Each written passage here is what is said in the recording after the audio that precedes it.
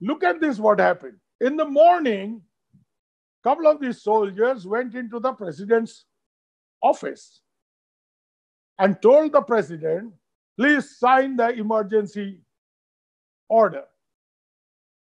And the president said, no, there is no reason for emergency. Everything is peaceful in Myanmar. I've convened the parliament. And today the parliament will meet. They arrested him, they removed him. They put the military nominee vice president as acting president, Mr. Min Chaw. And he then signed this order. And once he signed the order, the army said, oh, emergency has been declared. And under the emergency provision of the 2008 constitution, the army automatically take over. So this is how the army, even the promulgation of emergency is illegal. Because they kicked out the president, they took him to jail actually. Usko utha ke le gaya. And then this military nominee, an ex-soldier, who is the vice president, he was told, please sign the order. He signed it because he's the military nominee, he's an ex-soldier. And then the army take over.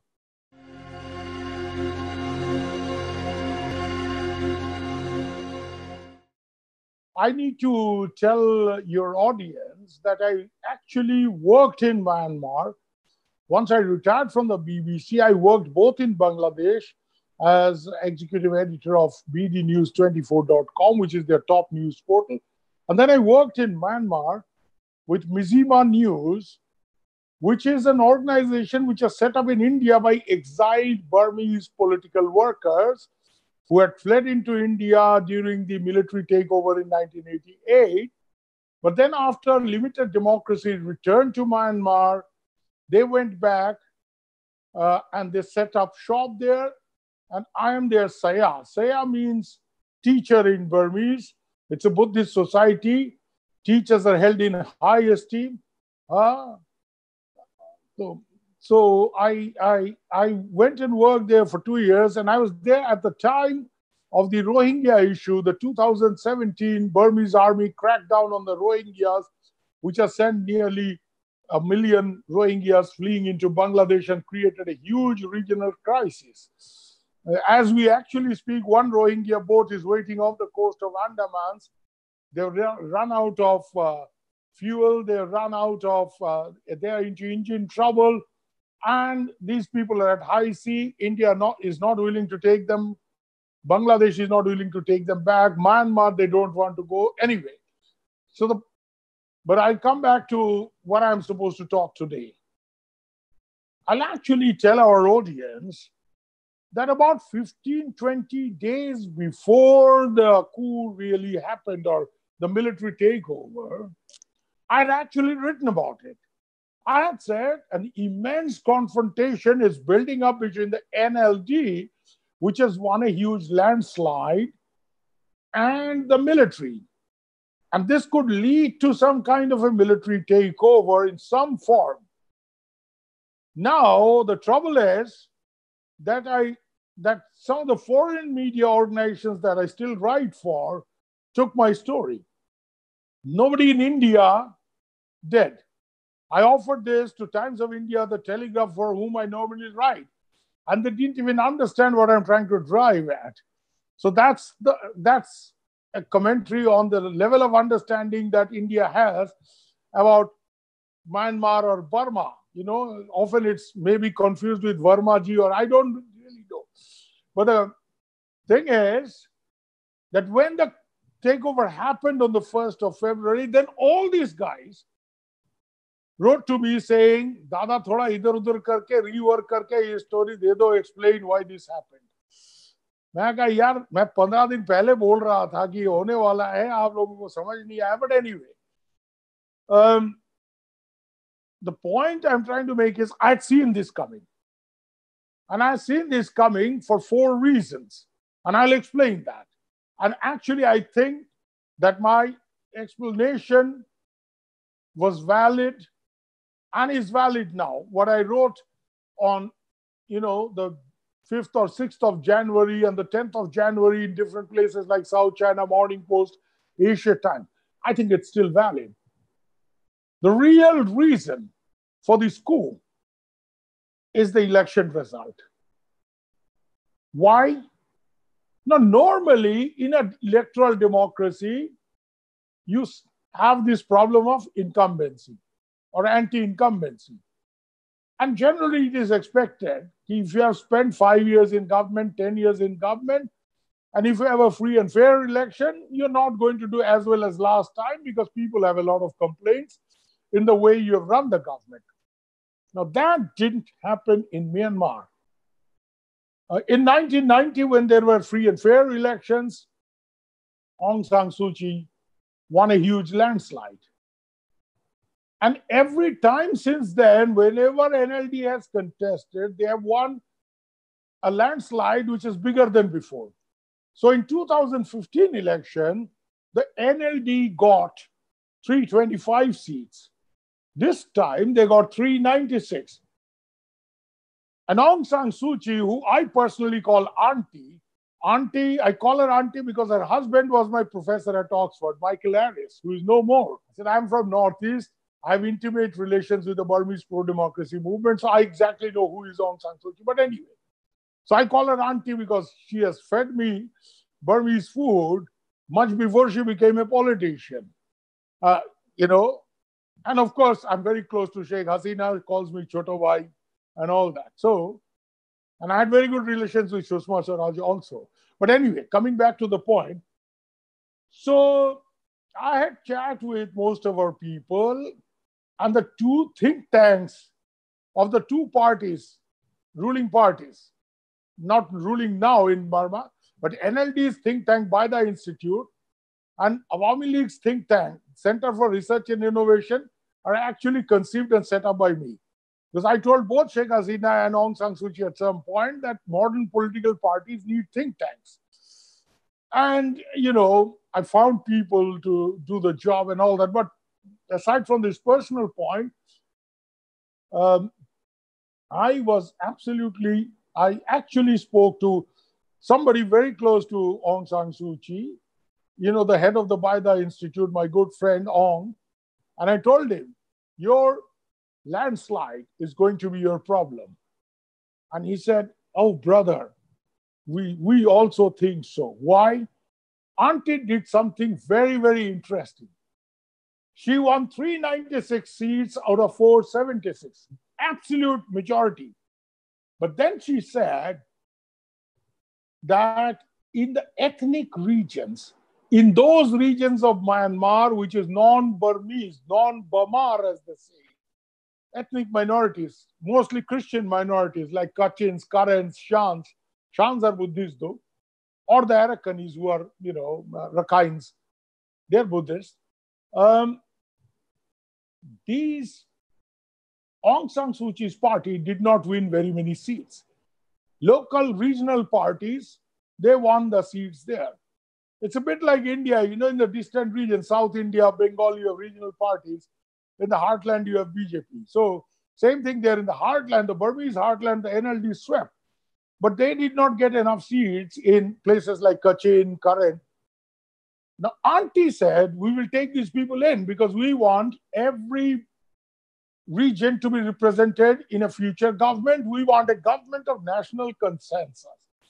Now, she made it look like a very magnanimous gesture, which it was, but she is a smart Burmese politician. And this she told me a while back in an interview, a formal interview, when I said, Auntie, you are an icon. And she said, oh, icons sit on the wall. I am now a flesh and blood Burmese politician. I have to survive here. So I have to deal with these jackboots, the military. So her idea was to build up a solid majority so that she can change the constitution. And that's exactly what the military was scared of. Because you will have to understand that in Myanmar, most of the political parties are relatively new political parties because 50 years of military rule, there was very little politics. And there was only parade PT. Only parade PT the gull. You understand? Yeah, it's a military ruled society. And the military had their own party, Burma Socialist Program Party and all that. But the Burmese army has its own institution. It's the only sort of thriving institution because it has been there a very long time. They have their own think tank, they have their own staff college, the National Defense College, where they strategize. And they exactly knew why Aung San Suu Kyi is trying to build up this grand coalition. Why? Numbers. Because if she has enough numbers, she can change the 2008 constitution, which initially she rejected. If you remember in 2010, when elections in Myanmar were held, Aung San Suu Kyi's party did not go into the election saying this 2008 election is unacceptable. Why? Because in the 2008 elections, there are a couple of provisions. Number one, the army will get 3 seats in the cabinet. All security-related ministries will be with serving generals. Home, defense, and border affairs.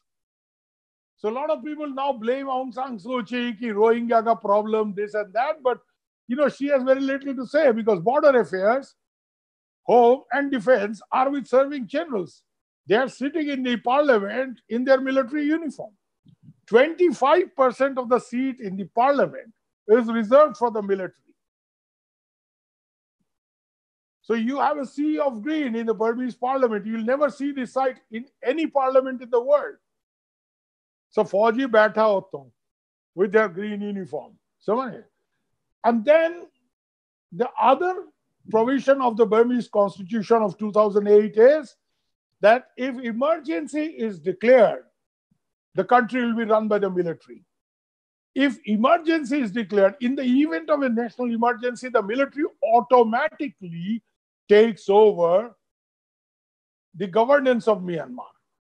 But there is a fourth provision. That is the real catch. 59F, which says that if you have, if you had that provision in India, then Sonia Gandhi would never be holding a public office. This 59F says that if anybody is married to a foreigner, then Rajiv Gandhi also would not be able to have. Why? Because 59F of Burmese constitution very clearly says that if a Burmese national is married or has, close family relations with a foreigner, cannot contest for important posts like president or, army chief and all that. So Aung San Suu Kyi, this was specifically designed to keep Aung San Suu Kyi out of power. As they say, in Burmese army, they say the lady, Tukasa.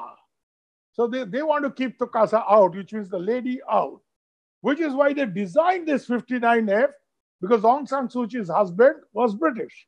And both her sons, Alexander and Kim, whom I know very well, are holding British passports. So she cannot contest as president. Now here, look at this situation. This is the time when the army thought that Aung San Suu Kyi invariably suffer from anti-incumbency. So 325 seats she got last time. This time it will be less. That didn't happen. She got 396. And then she's building up this grand coalition. These ethnic parties have 44 seats. So 44 plus 396, 440 seats out of 476. She has now the majority as she planned it out. So on 1st of February, just when the parliament was to convene, the army decided to pull the blanket from the bed, which means they said, enough is enough. They went to the president. Now look at this. Why did this happen? This particular president, is very close to Aung San Suu Kyi. He's a loyalist. And the army has always felt that Aung San Suu Kyi has kept this man as president to keep the seat warm. Till such time, she has enough majority in the parliament to change the constitution and remove 59F. If 59F is removed, she can contest and she will be the president of the country. And Mr. Win Jaw will just walk out because he's a Aung San Suu Kyi loyalist. Now here, there is a personal angle also to explain why did the Burmese army move this time. The present Burmese army chief, Senior General Min Aung Hlaing, is already on extension. He was supposed to retire this year. In the military or in any of the security organization, ex-chief is nothing. This man, if he goes out of power, he's going to be nothing. And why he's worried? Because during the Rohingya crisis in 2017, there has been sanctions against Min Aung Hlaing and a couple of other important generals. So this man, if he's not in a formal official position, is going to be exposed to all these sanctions. In fact, if he's not a general of the Burmese army and he visits the United States, he may be even arrested, or some of these Western countries. So this man wanted to be president because that would give him a formal protection. And he said the army must always have a share of power. But then in Myanmar, there are two vice presidents. One is a military nominee, one is the nominee of the ruling party. Look at this, what happened. In the morning, a couple of these soldiers went into the president's office and told the president, please sign the emergency order. And the president said, no, there is no reason for emergency. Everything is peaceful in Myanmar. I've convened the parliament. And today the parliament will meet. They arrested him. They removed him. They put the military nominee vice president as acting president, Mr. Min Jaw. And he then signed this order. And once he signed the order, the army said, oh, emergency has been declared. And under the emergency provision of the 2008 constitution, the army automatically take over. So this is how the army, even the promulgation of emergency is illegal. Because they kicked out the president, they took him to jail actually. Usko utha ke le gaya. And then this military nominee, an ex-soldier, who is the vice president, he was told, please sign the order. He signed it because he's the military nominee, he's an ex-soldier. And then the army take over. Why? Because Min Aung Hlaing, the present army chief, was very keen to be president. And when he made this offer through some of his people, intelligence guys, Aung San Suu Kyi just said, get lost. I have won the elections. The mandate is decisive. And, the president is president has been formally elected. He remains. The military thought, the lady now is going to change the constitution and the president will just walk off. And the worst case scenario for the military, Aung San Suu Kyi is the president of the country, not a state councillor. Last time she became state councillor, it was a new thing. She was de facto ruler, but not de jure ruler. She was not the boss by law. She was the boss from behind. This time, she will be the boss if she becomes president.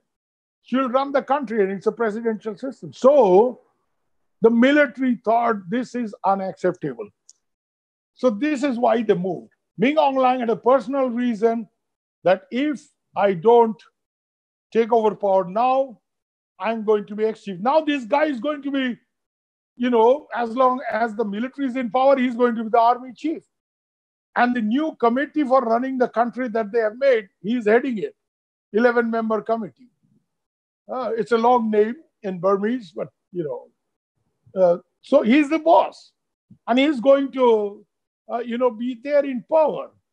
So the point is, he's protected from all these sanctions and everything.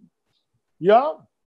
The other thing is why he wanted to be president. You will remember that Musharraf was taking extension after extension as army chief, but he was not becoming very popular in the army because the other general said, what are we going to do? If this guy remains army chief for so long, तो अपना chance कब आने वाला है? We are out. So, this guy wanted to be president so that other military generals can take over as army chief and fulfill their ambition. Let me tell our audience here that there are 4 very important military figures. People, they don't know, these guys very much. And may I also tell my friends that they are some of the richest men in Myanmar. The Burmese generals, because they have held power so long, like the Pakistani generals, they're rich people. And I'll tell you something. In the last 5 years, Aung San Suu Kyi had made the first moves to control the 2 very big business conglomerates in Myanmar, which are run by the army. And these guys are into everything: tourism, beer, shear. You name any business, and these Myanmar Economic Holdings, these two, sort of companies, MEHL and MEC. Yeah, these two are military-held conglomerates. One is Myanmar Economic Holdings Limited, MEHL. It was formed in April 1990. Its brief was to provide for economic welfare for soldiers, war veterans, and the Burmese people. So it's not just ex-soldiers, but Burmese people, as well as support the economic development of the state. So when generals try to take over the economic development of the state, for which they are not trained, they're not trained economists, so you can understand what happens. But anyway, this is MEHL. And then the other one was Myanmar Economic Corporation. Their net worth, according to an estimate made by a UN fact-finding mission, which investigated the military's assets, business interests, after, the report came out in August 2019. It was a UN fact-finding mission. They were investigating human rights atrocities, but they also extended their brief and did this. They have a 110-page report. If you read the report, you will be astounded that they are the Ambanis and the Tatas of Myanmar. It's not a regular business group. Their net worth is something like $130 billion. $130 billion. You know what is Myanmar famous for? Next time I go, I'll get you. I promise to get you. They're famous for these gems, rubies and sapphires and jade. So Burma is very famous for gemstones. They control this trade.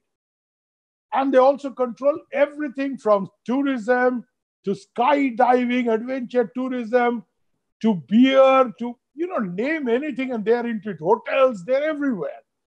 And these two corporations, in the last 5 years, Aung San Suu Kyi had slowly made some progress into investigating these organizations. And the military was very upset. Why did Aung San Suu Kyi's government, the last NLD government, which was there between 2015 and 20, why did they allow this UN fact-finding mission access to data, not only on what happened in Rakhine, but also on the assets of the military? Because this is the first time there's an official report of some kind of authenticity which says that the military's net asset worth is $120 billion. That's huge. Now, this is another reason which the military is afraid of. Not only are they worried that if Aung San Suu Kyi had a big enough majority, she would take over political power, she would cancel, these 3 ministries, the 25% seat. This will all be made open for competition, and there will be no military representation either in the parliament or in the cabinet. This is true. She will be able to contest for presidentship. More importantly, if that is the kind of government she will have, the army will have no protection against an oversight by the government into all these business corporations. So all the advantage that these corporations now get, because it's the company of the big guys, nobody touches them. No tax collector will ever go and disturb these two organizations or any of their affiliates. They have 27 affiliates. So their business interests were at stake, their political interests were at stake. And for Min Aung Hlaing, the army chief, his personal sort of things were at stake. His personal future was at stake. And therefore, this coup happened. And I could see it coming at least 15, 20 days before, that the Burmese army, a lot of people, my friends, Western experts, they said, oh, the world has changed. We're not in 1990, 1988. The Burmese military will never dare do a military takeover in 2021. And I said, if one military will dare do a military takeover, it's the Burmese military. So I had disagreements with some of the very big, Burma experts like Bertil Lintner or Martin Smith, who are very reputed, Myanmar expert. You see, they did not see it coming, which is why the economic advisor of Aung San Suu Kyi is now behind the bars. He's from Australia, Sean Turnbull. If he had known this is coming, he would have run away. I can assure you, I know Sean very well. He would have just gone. You see? So they didn't see it coming. The Goras completely failed. The big Goras who sort of, they're Burma experts. My ex-boss in BBC, Larry Jagan, you'll find him writing a lot. They didn't realize because they believed in 2021 a military coup cannot happen. And I said, if there is one army who can do it, maybe not the Pakistanis, they will keep Imran Khan in front, some kind of facade, instead of directly taking over. The Burmese will do it directly because Burmese have now no option as a facade. You see, they would have an option. This is what our audience must understand. They would have an option if the pro-military party, which was set up in 2010, from money from the military budget, the USDP, General Thein Sein, he just took off his military uniform, put on the civilian clothes, put on his Burmese longi, and became president. These guys won only 33 seats this time. So the Burmese military, why did they go for the coup? Because they did not have a civilian facade to be put up for the consumption of the world. They had to do it directly. They had to do it in uniform. So they went with their guns. They told the president, sign this. President said no. They said, isko utha ke le jao. And they brought in the vice president and said, oh yaar, aaj tu president, chal, koi nahi, tu sign kar de. This is exactly how it happened. I'm trying to, bring it down to the level of popular understanding, but this is exactly how it happened. And I'll tell you, I have access to the military because the present Home Minister, General So Tut, he used to be the chief of Burmese military intelligence. His wife was my PhD student. And in Myanmar, Saya is a big thing. So the lady would touch my feed sheet and all that. Anyway, so a couple of days back, I called up Jojo. Her name is Jojo. And she said, our people won't tolerate the lady. She's becoming too powerful. This is exactly what she said. So I figured out कि भैया कुछ होने वाला है. But the Goras did not realize, which is why Sean Turnbull, who is the economic advisor to Aung San Suu Kyi, got caught up in all this. And now there is a big halla. The Australians are selling Onu Chhad and all that stuff, isko chodo yaar. And this is going on. If he had realized this is coming, Gora admi hai, he would have run away. He wouldn't have stayed there. But the point here is, so this broadly explains why the Burmese army had so much at stake and they had to move in. Now, what does this mean for various people? I also will make one assertion here.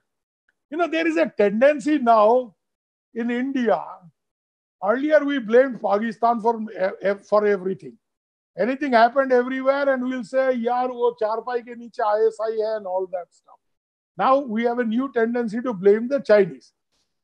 Now, I am no great friend of the Chinese, and I have actually done some actual psyops against them, and I don't want to disclose the details, but they had attacked my website 3 times, the Chinese hackers. But I'll tell you one thing. The Chinese, very rarely, it's not their style. They're not like Americans who will intervene, try to put their own man in power. For the Chinese, their style is, we don't interfere in the internal affairs of a country. Whoever is there is there. जो आएगा उससे सौदा कर लेंगे. That is their broad line. कि यार आज शेख हसीना उससे डील करो, कल बेगम जी आ जाएगा उससे डील करेंगे, आज ऑंग सान सू की उससे डील करो, वो जनरल साहब आ गया उससे डील कर लेंगे. Because China cannot be ignored. It's a big heavyweight northern neighbor. Now, a lot of people in India have seen writing, diplomats ये जो टीवी में आपके बैठ जाते हैं ना, हाँ, 20 साल पहले बर्मा में एम्बेसडर था, he now thinks he still knows Burma. He knows nothing. These guys know nothing, I'm telling you. Because their connection with Burma is old. There's only one among the ambassadors I know who was there in ambassador not too long ago. He has some good understanding. Because when he was ambassador, he used to move around quite a lot. Gautam Mukhopadhyay. But all these old Burma, types, I don't want to take names, and kuch nahi pata. I'm saying with all the authority, and I've confronted them in TV channels, can you tell me the present exchange rate of the Burmese currency? Chat, and they'll say no. I said, Chaddo ji, you stop making all these big claims. Now these guys, they sit here in the TV studios and they peddle some narrative, and people in India start believing it. So these guys started peddling the narrative that the coup was organized by the Chinese. No, it was not. But the Chinese, their line is very simple. भैया Aung San Suu Kyi आ जाए या general साहब आ जाए, हमारे पास आना है. That is the way they have lined up their things. So there is no way a ruler in Myanmar can ignore. Yes, one thing is correct, and which is, if the military comes to power in Myanmar, everyone in the world is going to attack them. The West, everybody. Then they go more and more into the Chinese pocket. So the Chinese don't mind a military takeover because they know that these generals will have, inko dana pani डालने वाला कोई नहीं मिलेगा. So they will have to come to us. But I'll tell you, I have lectured in Burmese National Defense College, which is the military institution. An average Burmese soldier is very suspicious of the Chinese. You know why?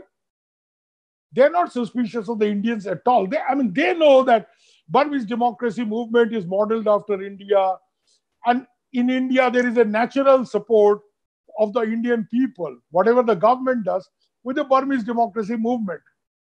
But China supported insurgencies in Myanmar for long 30 years, from 1950s to 1989, when the Communist Party of Myanmar, sort of finished. They broke up, into several factions. For 30 long years, the Chinese government officially backed the insurgency, an armed movement by the Burmese communists to take over power. And who were these communists fighting with? They were fighting with the Burmese army. In 1940s, 48, 49, the Burmese Communist Army was within 100 kilometers of Yangon. That's where the Burmese military drove them back. That's what the military claims, that we saved this country. Otherwise, communists would have taken over. Now, the Chinese have a history of backing not only the Burmese communist movement, but out of the communist movement, one new insurgent group emerged. It's like this. It's like our Maoists. Our Maoists are in Chhattisgarh, in Jharkhand. Who are the soldiers? The tribals. They are the fighting force of the Maoists. But who are the political leaders? Some Bengali or some Telugu. Either it is Kishanji or Ganapati or Prashant Bose type. जो नेता तो ये लोग हैं ना, जो लड़ने वाले वो ट्राइबल हैं, जनजातीय लोग हैं. Myanmar, it was the same thing. The party was based in the north. The fighters were Was and Kokangs. But the big leaders, the chairman, the vice chairman, like Thakin Bathin Thin, Thakin Pe Thin, ये सब Burmese लोग थे. They were kicked out. And the United Wa State Army came into existence. They are the people who do the biggest business in amphetamine drugs today. And they're backed by China, mind you. They're backed by China. China has even given them anti-aircraft, missiles. So Burmese army सबके साथ पंगा लेता है with all these ethnic armies, Kachins, Karens. They never take on the United Wa State Army because they have 20,000 fighters and they have this sophisticated equipment. They even have helicopter gunships, all supplied by China. So at the heart of heart, the Burmese soldier does not like the Chinese. They think the Chinese always equip the Northern Alliance, these insurgent groups in the north of Myanmar. You look at the map of Myanmar in the north, Kachins, Was, Kokangs, backed by the Chinese. Not the Kachins. Kachins are very Christian.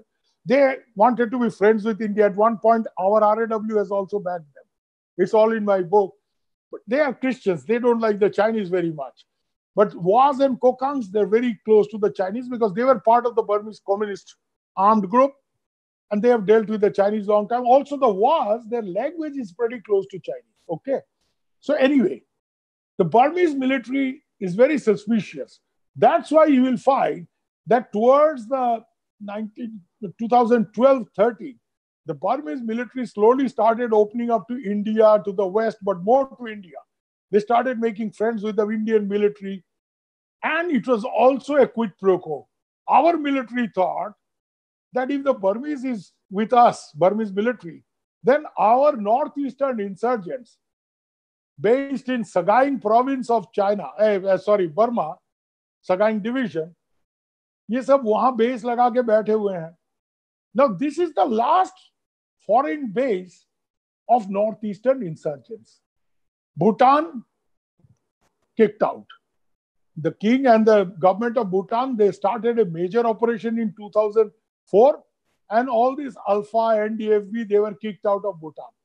After Sheikh Hasina came to power in Bangladesh, she kicked out all these people. वो तो पकड़ के India के हाथ दे दिया, because I know Sheikh Hasina told me after she came to power in 2009, she said, before I visit Delhi, those days Manmohan Singh was there, before I visit Delhi and have a dialogue with Manmohan Singh, all these India के जितने बदमाश यहाँ बैठे हुए हैं, all these alpha shalfa types, सबको पकड़ के इंडिया के हवाले कर दो. And don't make it official, because officially we did not have an extradition agreement with Bangladesh. He said, इनको पकड़ो, border में ले जाओ, BSF को खबर दे दो, BSF के हवाले कर दो. And this is how, all these guys who are in Bangladesh, who are caught there, their chairman, Alpha chairman Arvind Rajkua is deputy commander in chief. They were all handed over to India, and I know the details of these operations I have reported. Only Paresh Barua escaped, and he went to the China border, China-Burma border. And to the best of my knowledge, he has some backing from China. He is operating there. Now, therefore, Bangladesh is gone, Bhutan is gone. The Burma में जो इलाका है इनका Sagaing, it's a very thickly forested area. I've gone to the rebel bases there. There is no presence of the Burmese army. So these people were operating there. Now the Burmese army did not treat these insurgents as priority. They have a bigger insurgencies to fight. They have to fight the Kachins, the Was, the Karens. So the Burmese used to always say, oh, we can't send enough soldiers here. But after India के साथ में Burmese military का military to military relationship जब से develop किया in the last 5-6 years, they started attacking these rebel bases in Sagaing. And that has led to a lot of surrenders from the ranks of Alpha and Bodos, and a lot of these northeastern rebels were based there, and also many of these Nagas, they have come over. Now, this is a very critical interest, strategic interest for India, that if we have to sort out the insurgency in Northeast, one of the very important thing is we need the support of the Burmese army to kick these people out of Myanmar. It's not easy because it's a very difficult area. Terrain is tough. If you walk for days, you may just collapse because of humidity. Itna pasina aata hai because the forest is so thick. Yeah. Now, why the Burmese is doing this? Because in Rakhine state, they have a very powerful insurgent movement, the Arakan army. They're not able to handle it.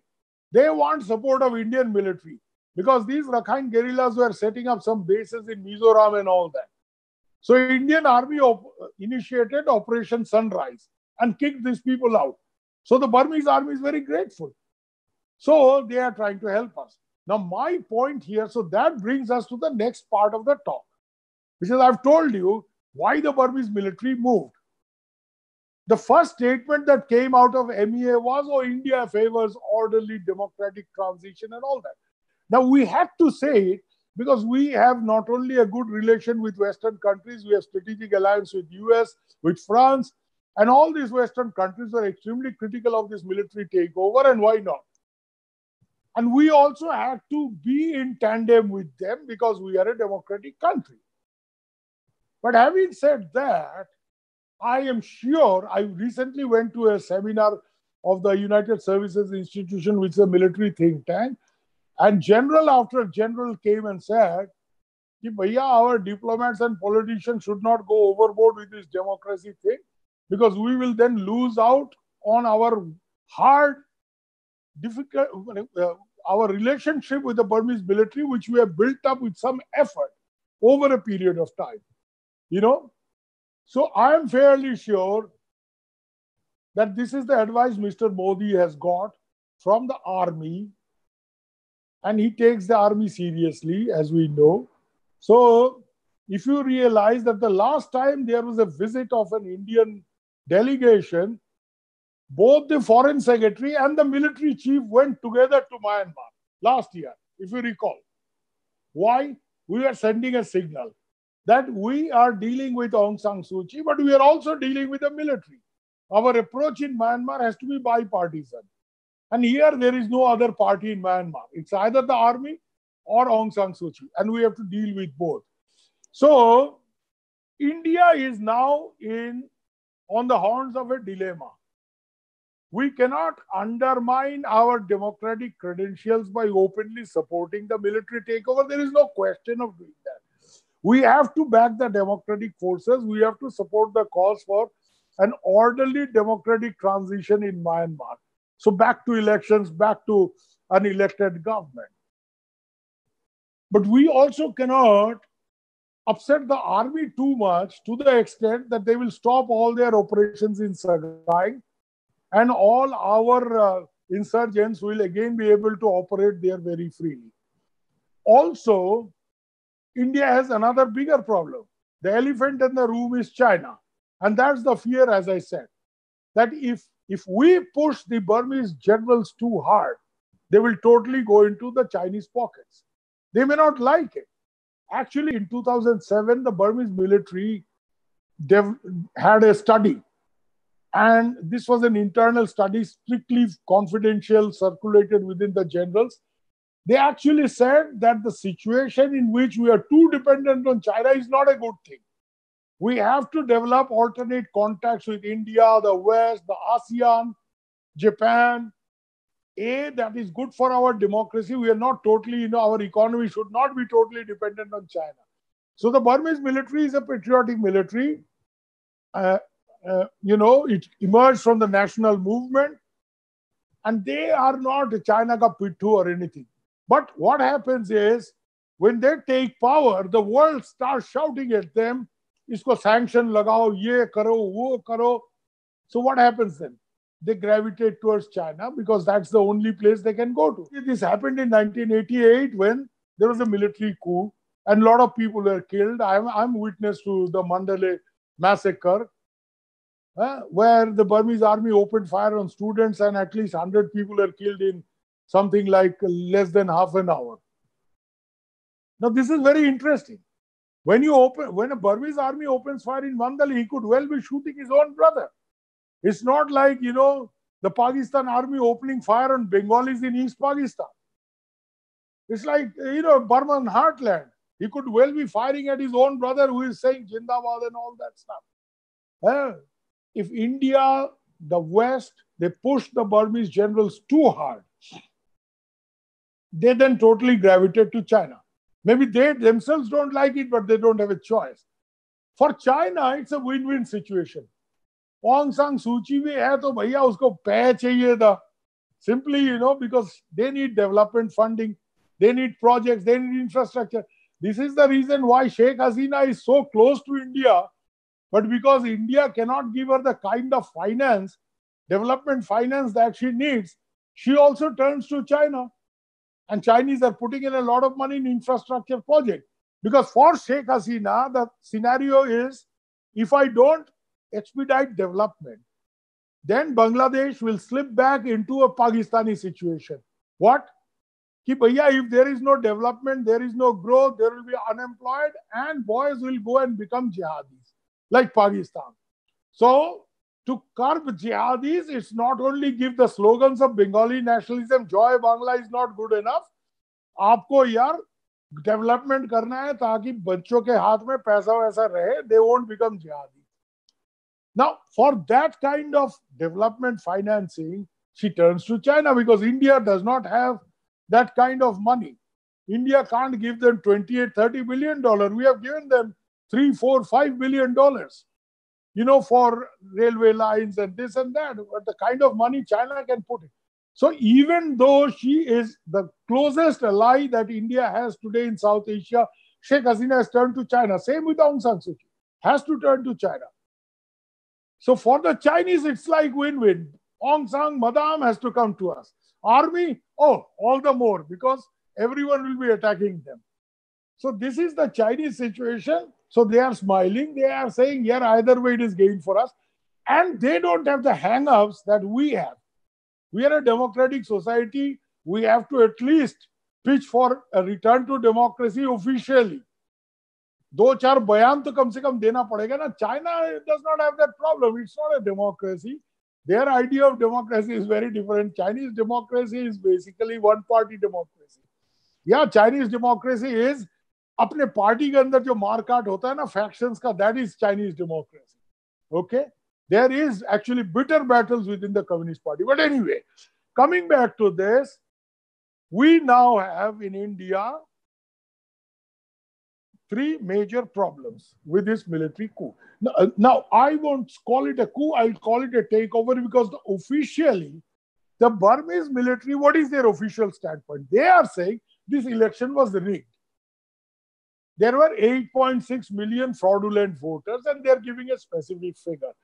Now, the pro-military party has been saying it from the day they lost the elections, and the military has also said it now. And they have said, we have taken over power to organize proper elections so that the future of Myanmar is run by political parties which are elected through a proper process. So what the Burmese military has pitched for is not a long tenure of military power, but a return to electoral democracy in their own fashion. Why they are doing it now, let me tell you, we are talking of future scenarios now. Why the Burmese army has said this emergency power is, this emergency is for 1 year. In a small country like Myanmar, you don't need a lot of time to fix the electoral rolls. We do it in India, in such a big country, in a couple of months. You don't need 1 year. But why they have taken 1 year, What is the Burmese army thinking? And I can tell you what they are thinking. They think that in any election, they cannot deny Aung San Suu Kyi a victory. Even if they go around with guns, Aung San Suu Kyi will win the election. They are resigned to that. They know it will happen. So what are they trying to do? They are trying to reduce her victory margin so that she cannot change the constitution. See, the military mind works like that. That what is my tactical objective? What is my strategic objective?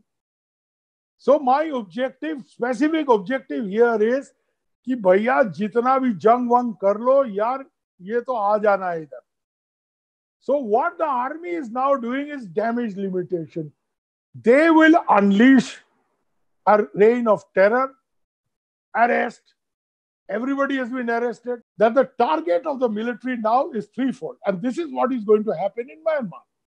Number one, they are trying to break the demonstration. Because this video circulating of demonstration is very bad news for the army. It proves that Aung San Suu Kyi is immensely popular. It proves that tens of thousands of people are out on the street protesting against this military takeover. So, it creates an international image which is not good for this military. Now, yesterday they have started a new technique. So long they're trying to break up the demonstration and it didn't happen. One thing, the people who said that this is not 1988, they're right in one sense. They were wrong in one sense that they didn't expect a military takeover. That happened, and I said it will happen. But they're right in one sense. Unlike 1988, they cannot open fire in the streets of Mandalay and Yangon and kill 8,000, 10,000 people. Then hell will break loose. The United Nations may even consider a military intervention in Myanmar. You never know. So, what they have started since yesterday, and I have reported this, I put my story both in an Indian agency, INS, and other places. These ex-servicemen have organizations there. They are all funded by this, this business interests of this companies owned by the. ये इनको पैसे देते हैं. These guys have attacked demonstrators. First, they came out supporting slogans in support of the military.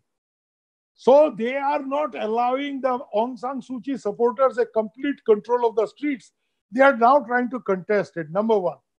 Then with long knives and slingshots with iron balls, they attacked this demonstrator. Quite a few of them were injured, though the numbers of the demonstrators are much more, and they overpowered these people. When they overpowered these military supporters, then the police intervened. But even there is revolt in the police also. So it's difficult for the military to hold on like this. But what they are trying to do is they know they will have to hold elections. They have taken 1 year because 1 year they want to crush the organization of the NLD. That is their target. कि इसके organisation को एकदम इस तरह से जो है तोड़ो कि ये अगले बार जब चुनाव करेगा तो इसको इतने सीट नहीं मिलेंगे. They know she will still win majority. Out of 476, she will still get 250, 300. That's okay with them. So long as she does not get 400 and change the constitution. So the Burmese military's coup here, or the military takeover, and they are open this, announcement that they will be there for 1 year, is actually aimed at three things. Number one, to protect their power base. Number two, to protect their economic base so that they can remove all their funds in safe countries, And number three, they want to break the NLD to an extent that whenever next elections are held, USDP, their own party, will win instead of 33, at least 60, 70 seats and bring down NLD to less than 350 or 325 like the 2015 election, so that they cannot change the constitution, so that 2008 constitution will remain, so that the military's present position in power, a limited control over power, will remain, and Aung San Suu Kyi cannot be president. This is the reason why they are in power. They have taken over. They are trying to organize this entire thing in a way, the repression, the suppression, and all that. The two other factors that I must bring up is very important for the military. The military is hand in glove with Buddhist extremists in the country. There are parties like Maa-Ba-Tha there.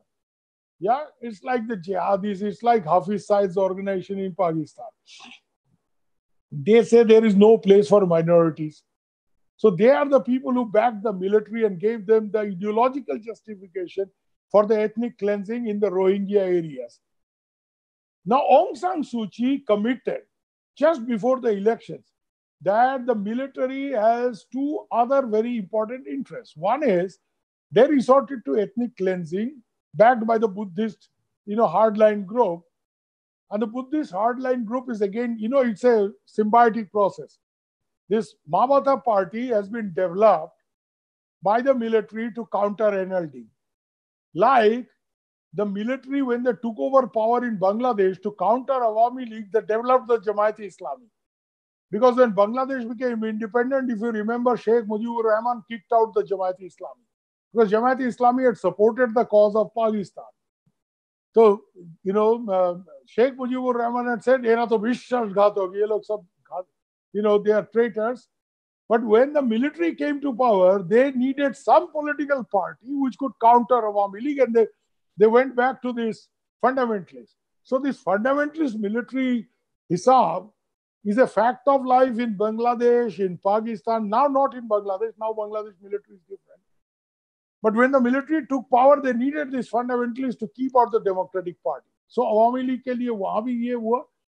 In Pakistan, they hobnob with all these hardline fundamentalists all the time. And Myanmar also the same thing. So Aung San Suu Kyi said, we will take back the Rohingyas in progressive phases. In the first batch, they will take back 44,000. This is what the military did not like. So one of the reasons why they want to take over power now is to ensure that this repatriation of the Rohingyas from Bangladesh stops. Now, I'll bring in this dynamics here. Bangladesh, when 2017, I was there in Myanmar, when this cleansing, ethnic cleansing and Burmese atrocities against the Rohingya started, Sheikh Hasina had to open her borders. You know why? Because the Islamist parties in Bangladesh were putting a lot of pressure that our freedom struggle, we went to India, we got shelter. Now our Muslim brothers in Bangladesh are in trouble, and Sheikh Hasina is not opening the borders. She had to open it. But at the heart of heart, most Bengali liberal Muslims, and Bengali Muslims are the most liberal Muslims in this part of the world, I can tell you that. You ask any Awami League leader, Deepu Moni, who I call sister, she is now the education minister. She said, brother, Dada, these Rohingyas are not Bengalis. They are made Bengalis by the Burmese. Burmese call them illegal Bengalis because the Burmese want to deny them the status of indigenous people. So the Rohingyas are not officially recognized as one of their 135 races in Myanmar. They say they are illegal Bengalis, Bengali nahi Bengali, in a very Burmese way. But Deepu Moni tells me कि इनको जबरदस्ती Burmese लोग Bengali बनाते. They are not Bengalis. They are a mixed race. They have Arab blood, they have Portuguese blood, they have Burmese blood, and they have some Bengali blood because this area of Arakan Rakhine is on the crossroads of Southeast Asian and South Asian civilization. You see, Arakan, if you recall, used to be an independent sultanate where one of the brothers of Aurangzeb, Murad, fled. When Aurangzeb was killing his brothers, if you remember, Dara Shikoh ko maar diya. So Shuja had fled, Shuja, not Murad, I'm sorry, fled to the Arakan kingdom and got married to one of the Arakanese queens. So there was this Arakanese kingdom, Islamic kingdom there for a long time. And they are not Bengalis. Now, what is the difference? The liberal Bengali Muslims who make up the support base of Awami League are very, very scared that the Rohingyas are much more hardline Islamists and they have this Arabic Islam in them because I have gone to these Rohingya mosques in Myanmar. इनके जो खादिम हैं, जो imam हैं, या जो khatib हैं, most of them are either Arabs, कोई Iraqi है, कोई कुछ है, or they are Pakistanis, or they are Deobandis from India. They are not Bengali Muslim, imams in the Rohingya mosque. Because, you know what? Even in Calcutta, some of these Urdu-speaking imams, they think Bengali Muslims are bad Muslims. ये तो तरीके से इनको Muhammad Rasul नहीं बोलना आता. They will say Muhammad Rasul in a very Bengali way. So, and another thing, let me tell you, and I know it because I knew a Maulana who was fought in Afghanistan. He's a Bangladeshi jihadi, but he told me after coming back, he's my source in Harkatul Jihad al-Islami, he said, Bengali Muslims are not trusted in the Islamic world. You know why? They say, you are the only bloody Muslims in the world who have broken up an Islamic Jahan, an Islamic Qawm. Because for you, your language, your culture came first and religion came later. So you guys are not proper Muslims. तुम साले अभी भी टीका लगाते, तुम्हारे ये लड़की लोग बिंदी पहनते हैं, तुम लोग सिंदूर खेलते हो शादी में, तुम लोग गाय हलूद करते हो, हल्दी ceremony. So, there is a feeling across the Islamic world that these Bengali Muslims have broken up. So they are uncomfortable with the Rohingya. So Sheikh Hasina now is desperate to send them back. क्यों? कि ये Rohingya 1 million अगर रह जाते हैं ना, ये Chittagong and all this area, the support base of the Jamaat-e Islami increases. It has an implication for the internal politics of Bangladesh that the Islamist parties, Hifazat-e-Islam, Jamaat-e-Islami, इनका ताकत बढ़ जाएगा. And Awami League will, not be so popular with these Rohingyas because they are hardline Muslims. Secondly, Aung San Suu Kyi had said that if she comes back to power this time, she will start the Panglong peace process with the ethnic minorities, many of whom have rebel armies like our guerrillas, Nagas and all. They have these Kachins, Karen. इनके साथ हम बातचीत शुरू करेंगे for a comprehensive peace process. Now in Myanmar, unlike India, in India we deal with one group at a time. Naga के साथ अलग बात हो रहा है, अल्फा के साथ अलग बात हो रहा है, कश्मीर में अलग से बात हो रहा है. But in Myanmar, Aung San Suu Kyi tried to bring it under one comprehensive thing because she thought that this peace process will lead to some federalism in the country, changes in the constitution, and this will bring out all the rebel groups at one and the same time and make Burma a peaceful country. The civil war in Myanmar, which has continued since their independence, will come to an end, and people will start investing in Myanmar. This will be the next big growth story. This is her vision. I know what Auntie's vision is. Now, the army does not like it. But if peace comes to Myanmar, तो army क्या करेगा? झक मारेगा. If there is no reason, army justifies its expansion in Myanmar and its modernization program कि साहब हथियार लाओ, ये लाओ, plane खरीदो, not to fight any foreign enemy. Because who are the foreign enemies? China, come on. Burmese army is not going to fight China. India, come on. I mean, so who are they? Bangladesh? Come on. No, really. I mean, so they are actually, the Burmese army is the one army which is fighting its own citizens for a very long time. The civil war in Myanmar is one of the long-standing civil wars anywhere in the world. It has continued since 1948, when the country became independent and the Karens revolted. Then one by one, the other minorities also set up their own rebel groups and revolted. Aung San Suu Kyi has a vision because her father started this Panglong process. Marshal Aung San went to Panglong in 1947 and he wanted to make Burma a proper federal country and give power to the minority region, which is why the Buddhist extremists killed him. Like Gandhi was killed, similarly Marshal Aung San was also murdered, and murdered by Buddhist extremists who thought countries should be controlled by Buddhists, Burmese Buddhists, a majoritarian government. ये minority का game shame ज़्यादा नहीं होना चाहिए. So they've killed Aung San. Now her daughter wants to revive this process. You see, both these daughters are their father's daughter. Both Sheikh Hasina and Aung San Suu Kyi, they are the real daughters of the East. It's not Benazir Bhutto who wrote Daughter of the East. The real daughter of the East is my Appa, Sheikh Hasina, and my auntie, Aung San Suu Kyi. Both are father's daughter. They bring their father's vision. You ask Sheikh Hasina anytime, she will tell you my father's vision of Shonar Bangla, which means a growing country, growing economy. And today, whenever we talk, she will tell you my father was right in breaking off from Pakistan, because Pakistan today, आज देखो कहाँ चला गया है और हम कहाँ हैं. Even in GDP growth, we have crossed India. Pakistan, तो in Punjabi will say gal chhaddo ji. Pakistan gal chhaddo. It's not even. Bangladesh has crossed even India in human development indicators. So Sheikh Hasina will always tell you that this was possible only because we broke away from Pakistan. It's a sinking ship. She calls it a sinking ship. Because she says we are a moderate country in religious terms. This is the key to our success. It's our Bengali nationalism, liberal Bengali sentiments. It's not a luxury, it's a necessity for Bangladesh to grow. Because if we try to become too much of a hard Islamist country like Pakistan, तो वैसा हालत हमारा भी होगा कि इमरान खान साहब cannot pay the electricity bill of the Prime Minister's office और बोलिए. So Sheikh Hasina says this, and Aung San Suu Kyi also has that in mind, that the only people who became fat in terms of property is the military, with all these holdings and all that. There has to be even business, foreign investment. She has a growth model for it.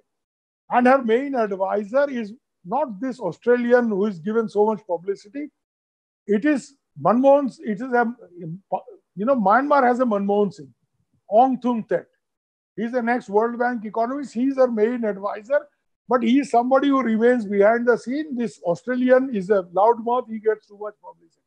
He's not such a big economist. I've talked to him. So Ong Thung Tet, uncle, he has given this entire vision, and Aung San Suu Kyi said, now that last 5 years, I could not do much because I had to operate under a military-created constitution. This time, I've got the majority, a constitutional change, authentic democracy, authentic federalism, and growth. And Myanmar में क्या नहीं है? They have all kinds of resources. They have oil, they have gas, they have minerals, they have gems. It's a very rich country. Look at a forest wealth. Look at where they were when the British were there. It was one of the richest countries of Asia. Now, sometimes you will hear even in India, some old people sometimes and some young people also these days, कि we must have a dictatorship. Yaar army ko bula lo, ye democracy is all bullshit. I tell them, you look at Myanmar and you will understand how foolish you are. Military is trained for war. It's not trained to run an economy. It's not trained to run anything. You put them, they are fighting war. They're a professional army. It's a good thing. You bring them into anything else, you are asking for trouble. And we don't have to go very far. हमारे बगल में पाकिस्तान है, Myanmar है, and also Bangladesh है. बांग्लादेश जब military rule से निकला तब बांग्लादेश का ग्रोथ हुआ है. This phenomenal growth of Bangladesh, by which it is becoming one of the Asian tigers now. GDP growth rate crossing India's GDP growth rate and all that, all possible because they have a democratic government. Military has been sent to the barracks. Aung San Suu Kyi was trying to get these things in order with the help and assistance of a number of people who have advised her. And she saw this was her chance. The army realized they have seen the Bangladesh experience next door. He was steadily, Sheikh Hasina has marginalized the army. She's a smart women leader. And Aung San Suu Kyi will do the same thing. At a personal level, they are both very good friends. So she will follow the same model. That's why they have moved. The final thing I want to say here is that now what is going to happen? The army's line is very clear. We have to hold elections, but we will hold it after 1 year. Tab tak maar peet karo, smash the NLD organization, crash it, so that next time NLD ka aisa hai na, if there is nobody to campaign also, in Bengali we have a saying, कि केला का पेड़ खड़ा कर दो फिर भी चुनाव जीत जाएगा, कोला गाछ दाड़ करिए इलेक्शन जीत गए.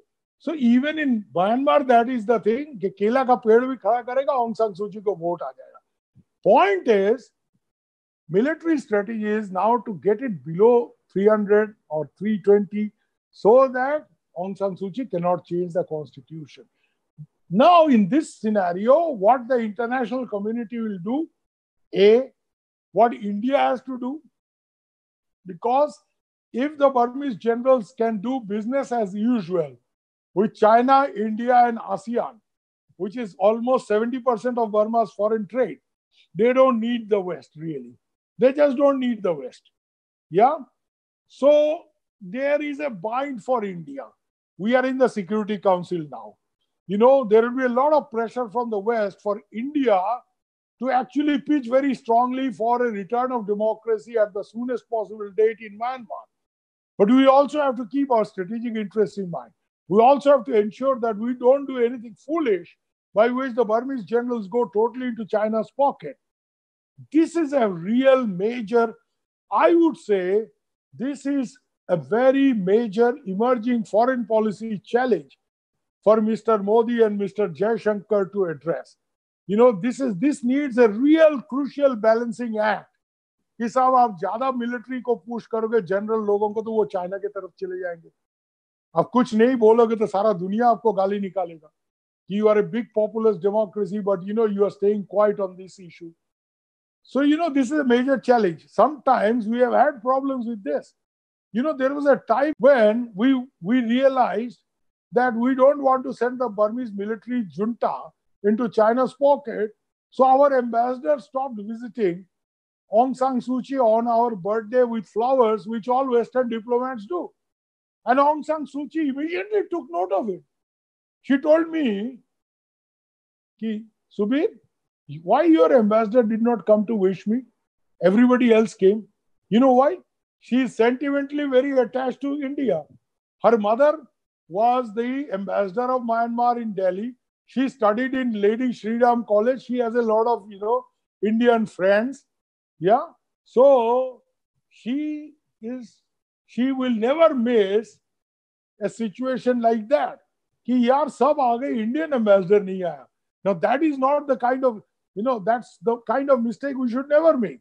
We should never sound like we are backing off on our commitment to restoration of democracy. And it's a good thing that the MEA has made a statement to this effect. But we also can't do something which will push the Burmese generals too hard. So what do? I think the time has come for India. If we are really a regional power, we have to behave like one. I'm not saying we are a world power. We will not be a superpower. I agree with Parag Khanna when he says, and you know he's a famous geostrategist based in America, that India is a swing state. India will not be a global power like America or China or the European Union put together. In economic terms, may not be in military terms. But we are the most important swing state in the world. Meaning, हम जिसके तरफ जाएंगे उसके तरफ पाला भारी हो जाएगा. इसलिए चाइना भी हमको खींचेगा. इसलिए चाइना मस्का लगाएगा हमको क्योंकि ट्रेड भी करना है. And China also wants that we don't go too much towards America, and America will. In this kind of a game, we are definitely a regional power. We have to play a major role, both in solving the Rohingya issue to the satisfaction of both Bangladesh and Myanmar. But at the end of the day, I think India is the country which is well suited to actually mediate from behind the scenes for a early democratic restoration in Burma. This is my catch line for the talk today. That what is your disadvantage? Your disadvantage is you are on the horns of a dilemma. कि ज़्यादा democracy का होगा तो general साहब नाराज हो जाएगा और डेमोक्रेसी नहीं बोलोगे तो गोरा नाराज हो जाएगा. You are on a bind. Now, in a military situation, and I've been to a military school in childhood, I'm a Rimkolian. You know, I don't know if any military guy is there in your audience, but they will know what Rimkolian is. Point is, when you are in cornered, you come out with your guns blazing.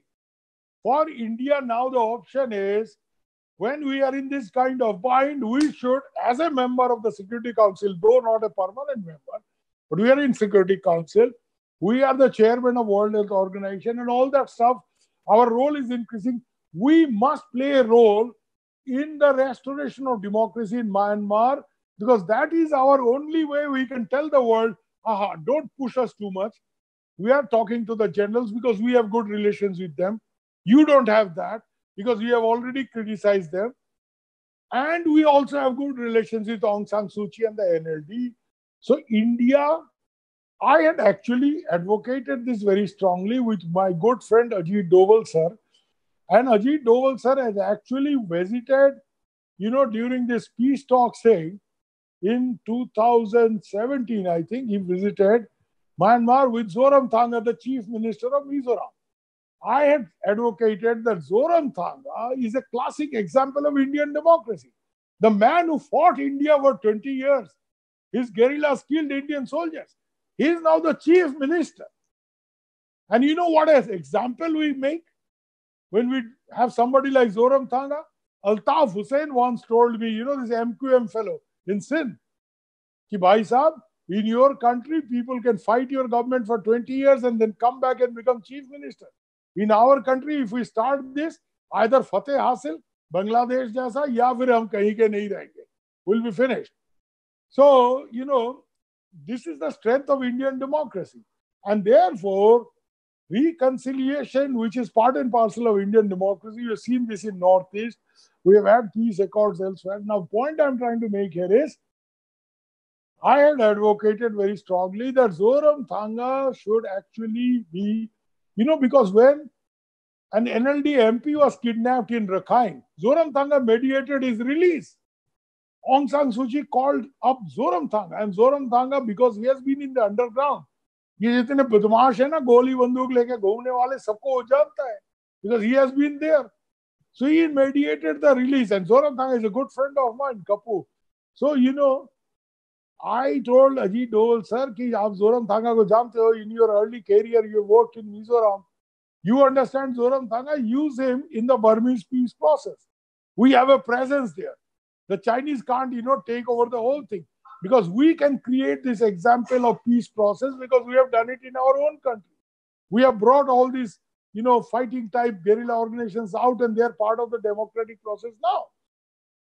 Now I will say we should go one step further, and I'll finish here. We should actually play a role, a crucial role, and this is a challenge for Mr. Modi and Mr. Jaishankar and our foreign policy establishment, that we should play a very important role in Myanmar democratic restoration, because we are ideally suited, because we know the generals very well and we know Aung San Suu Kyi very well. The West does not click so well with the generals because they call them villains.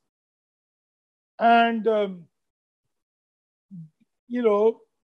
the Chinese, well, they are not really trusted. Aung San Suu Kyi won't trust them very much. And Chinese, this democratic restoration, well, the Chinese don't have a democracy, so they really don't know anything about democratic restoration. I mean, they're on the back foot in this. They can put some pressure, definitely. But India has to take the lead in this region, along with the ASEAN. So that's on that pitch, I'll finish by saying that if we think we are a big power, it's not only during bhashans from the Red Fort, we have to actually walk the talk. And this is our opportunity. What many may see as our liability, as our problem, as our dilemma, I will say this is our opportunity and we should seize it with both hands.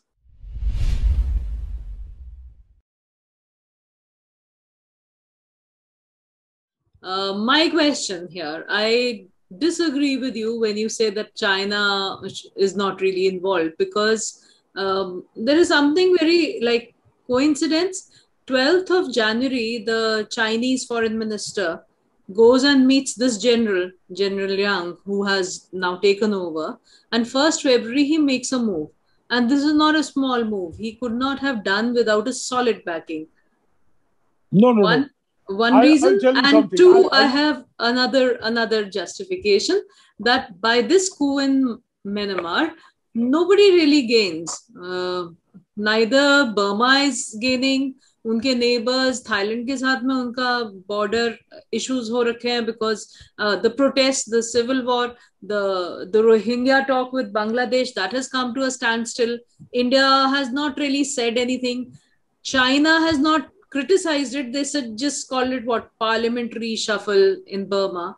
So China has to gain from this. Why? Because of the trade war. US ne sanctions laga diye. Now they can sell their vaccines. Now they can take over the trade. Now they can build bridges and probably again debt trap another country.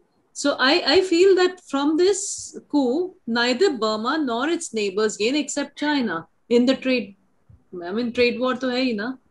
No. Let me tell you something. In the very beginning, I made a point and I said, China gains anyway. Even if Aung San Suu Kyi remains in power, she has to deal with China, especially on development finance. So even when Aung San Suu Kyi was in power, all the Chinese projects were happening. You see, we were having problem with our Kaladan multimodal project, but the Chinese were having no problems with their Chokpyu because the Arakan army was. So, my point is the Chinese were meeting the generals, because if I can understand in January, beginning of January, that the military is going to do something, you mean to say the Chinese won't understand? The Chinese would. So the Chinese definitely try to meet these people. The military guys try to figure out what they're up to. And basically the Chinese, their attitude is whoever comes to power will deal with them. And for the Chinese definitely benefit. You know why? Because the world will blame the military. They will go more into Chinese pocket. So they want to oppose a coup. But what I'm trying to tell you is that the Chinese didn't really orchestrate it. But on the protesters on the streets of Yangon, I have this actually video where they say, Myanmar coup made in China. And you know what? The Chinese embassy immediately put out a statement saying, China has nothing to do with the coup in Myanmar. We are all for, restoration of status quo and all that stuff. So China is also on the defensive on that. They can't openly back this military junta because China now has to prove, especially after this virus thing, where China's international credibility has gone for a toss. And, vaccine ki baat kar rahe ho. The Burmese are sitting in Delhi trying to buy our vaccines. Nobody trusts the Chinese vaccine. I have done a story in South China Morning Post on this. Even Cambodia, which is a stronger ally of China, much stronger, it's like Pakistan. Even the Cambodians, Chinese gave them 1 million doses of Sinopharm vaccine. The Cambodians have asked India for 1 billion doses of this AstraZeneca. Because China ka vaccine koi trust nahi kar raha hai. The Brazilians don't trust it, nobody in the world. Indonesians have said no, even Nepal has not given permission. And forget about Bangladesh. Bangladesh to ka hum kuch nahi lenge. We take only Indian vaccines. But anyway, let me come back to my difference with you is only this. They didn't orchestrate this coup because they knew if this happens, in any case, they will gain. They will gain from it. But they definitely figured out, and I will give them credit, that their man went and met the general. Whereas I have it on authority because I have been in the National Security Advisory Board. Our embassies and others did not report the coup happening, which is why our newspapers also, gave my story a pass. Our establishment was totally oblivious that this is going to happen. The Chinese are smarter. You have to give them the credit for that. So they were aware that something is going to happen. उनका ऐसा है ना, वो जाके general को meet करके रहा है कि बोलेगा यार तू जो भी कर ले, हमारे साथ जो है ना कोई पंगा नहीं लेना. This is the thing. You see, the Chinese I have seen, I know a number of Chinese academics, and their idea is we have to create a situation in which this is the thrust of Chinese diplomacy, that whoever is in power, we will deal with them. But we'll of course have favorites, जो हमको business ज़्यादा देगा, हमको project ज़्यादा देगा. We'll deal with them. But the Chinese usually, exception is Nepal. This time in Nepal, they have dispatched delegation after delegation because they want to keep Oli and Prachanda together. But usually the Chinese, they play from behind. They are like Meghnad. वो बादल के पीछे से लड़ते हैं. So what they do is, they try to create a situation कि यार जो भी आएगा power में हमारे साथ dealing ठीक रहेगा. This is the style. You see? So I am saying, I'm just differing from you in one aspect, which is कि इनको पता था coup होने वाला है, इन्होंने जाके बातचीत कर लिया. They have protected their interest. Myanmar, China economic corridor and all, they have a lot of investments there. So they have done that. कि उसमें कोई effect नहीं होना चाहिए. And in a case, the Burmese army won't do it. Because Burmese army China से हथियार ज़्यादा खरीदता है. हमारे से आजकल खरीद रहा है. But most of the हथियार they buy from China, and you mean to say the generals don't make money there? Of course they do. So China in any case would have gained from it. Either way. Even if Aung San Suu Kyi auntie is in power, the auntie has to go there. Auntie Xi Jinping के साथ में जाकर handshake उसको करना है. And the Chinese have invested all this, bigger Yangon project and all that. The Chinese money is invested there. So one thing, because I know because I exposed this. I exposed this arms racket of China, where I said the arms sold to the Burmese army is by China. Also, the Arakan army is getting these Chinese arms. So the Chinese were very upset. They had to deny this and all. But, I put the story out in the domain. So that's the thing. They knew this is going to happen. They benefit from it. So why should they move? They know हमको कुछ करना नहीं है यार. ये जो है ना मिठाई मेरे थाली में आने वाला है. Either way. अब सू की आएगा तो 2 दिन बाद आके देखा जनरल जो है उसकी जूते पड़ेंगे हर जगह से, तो वो पहले आ जाएगा. बट आएगा जरूर मिठाई हमारे थाली में. तो ये सीन है चाइना का. So since of Myanmar, like Aung San Suu Kyi is very aged. तो अगर वो इलेक्शन इस बार जीतेंगी भी तो लास्ट टाइम होगा शायद उनका पावर में. You cannot be sure. No, she's very fit. She's exceptionally fit. She is extremely fit, I can tell you that. Because Burmese जो food habit उनका ये सब, and then she has been an Englishman's wife. She's extremely health conscious. You see how fit she is. So I won't say this is her last time in power. She may, because president तो बन के रहेगी, it's in her head. No, I was telling that if she becomes the president, so it would be she would have one chance only.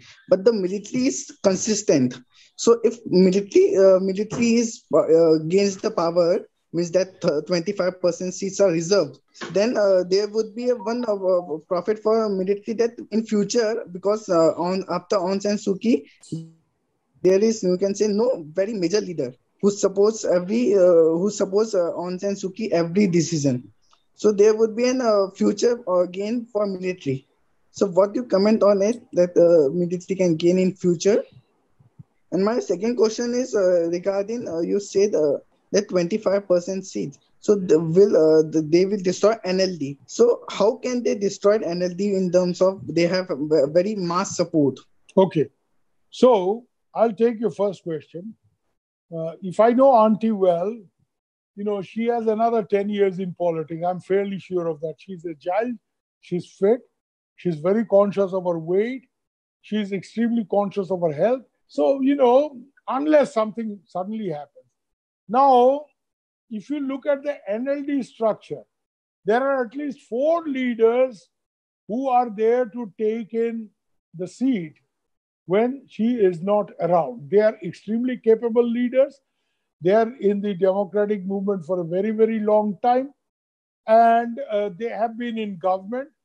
And I will tell you, one of them, especially I want to raise, is Pay Thin, who used to be their information minister. Very, very competent fellow. So, there are people, and Aung Tun Thet. Aung Tun Thet, who I told is the Manmohan Singh of Myanmar, ex-World Bank economist. Auntie is, at the end of the day, more of a face. She is Marshal Aung San's daughter. And she has a Western exposure. But, government, running an economy, well, that's not a real strength. Actually, the way she has run the government in the last 5 years is because of these guys like Thakin Pay Thin or Aung Tun Thet, who she would have made finance minister this time. She was slowly bringing Aung Tun Thet, who had left, World Bank. So there are leaders who can walk into her shoes. They won't have her symbolic value. That if Aung San Suu Kyi is in power for 5 years and she is president, she's Burmese, but she's also quite a bit British in her way. She will create a next line of leadership. She is aware of this. That's why she's bringing in Aung Tun Thet, because she knows this man is an economist, is much younger, World Bank experience, acceptable to the West, acceptable to Japan, Aung Tun Thet. So, he's the man who can lead Myanmar's economic growth based on its enormous resources and change the face of Burmese economy in the same way that Sheikh Hasina has changed the face of Bangladesh economy. And I can tell you, Myanmar has much more resources than Bangladesh. Bangladesh, the main resources is labor. Bangladesh economy, the main strength is labor. So their main economy is what? Garments. Kyun? They don't produce cotton, but their thread goes from India. It's value addition. Why? Because labor is cheap. And also because Bangladeshi labor goes abroad and they send back remittance. So garments and remittance, they are the 2 major sources of Bangladesh economy.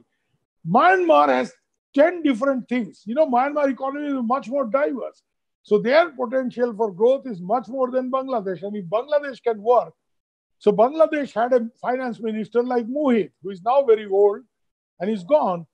AMA Muhit is an old civil servant, strong economist. Sheikh Hasina is not an economist. But this phenomenal economic turnaround in Bangladesh that everybody is talking about now, you remember Henry Kissinger said Bangladesh is a basket case because Pakistanis had destroyed Bangladesh. First they looted, then during the war, sab khatam karke gaya. Wahan se aaj Bangladesh jahan hai, it's because of Mohit. Now Mohit type of a figure is there in Bangladesh and he would be the next leader, Aung Tun Thet or Pay Thin. Collective leadership. And so I don't think the NLD will have a leadership vacuum. I don't agree because I know the party very well. I've worked there and I speak Burmese and I know these people. So I know Auntie is aware of these things. She is aware that she has to create a second line. I think she's more aware of this than Sheikh Hasina, who is very typically Bengali. Ami achi have. But, Auntie is Burmese, but she's also very British because she's been a Goraji's wife for a very long time. So, she realizes that second line and all that.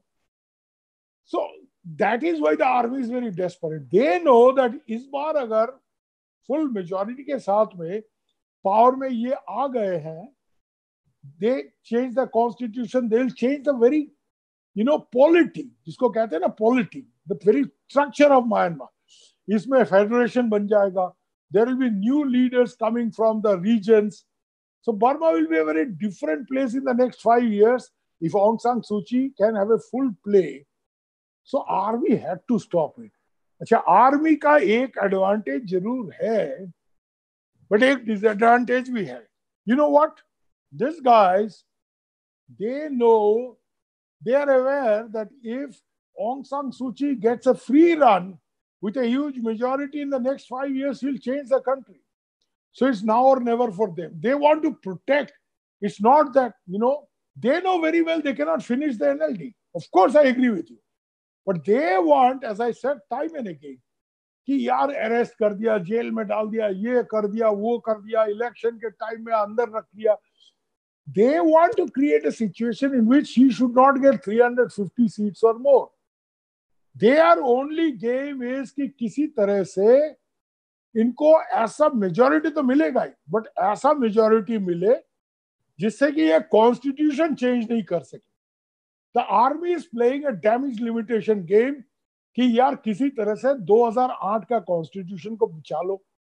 किसी तरह से हम जो business वगैरह कर रहे हैं ना, Burmese army is not just soldiers, they are also lalas, yaar, in military uniform. They're bloody lalas. Yeah, like the Pakistani generals, you have the Fauji Foundation and all that, you have the Myanmar Economic Holdings here. So they want कि यार ये लोग power में आ जाएंगे ना तो oversight शुरू हो जाएगा. हमारे यहाँ tax wax, they will start probing into these military businesses. Many places we have created monopolies. This will be finished.